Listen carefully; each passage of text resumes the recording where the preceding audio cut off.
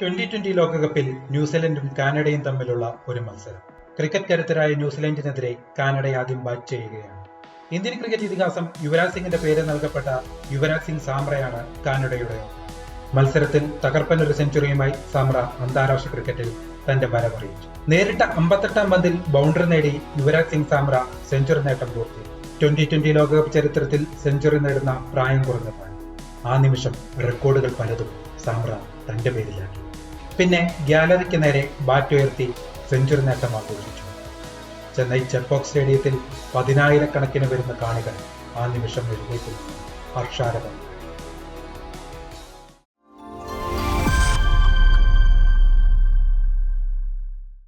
ടി20 ലോകകപ്പിന് കാനഡ യോഗ്യത നേടിയപ്പോൾ മുതൽ ഈ ഒരു നിമിഷം അയാൾ മനസ്സിൽ കൊണ്ടു നടന്നു.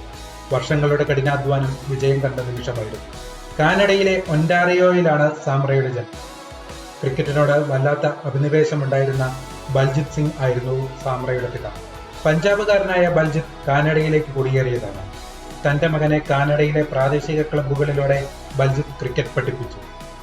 ഏകദേശം 11-12 വയസ്സുള്ളപ്പോഴാണ് തനിക്ക് ഇന്ത്യൻ ക്രിക്കറ്റ് ഇതിഹാസം യുവരാജ് സിംഗിന്റെ പേരാണ് നൽകിയിരിക്കുന്നതെന്ന് സാമ്ര തിരിച്ചറിഞ്ഞു.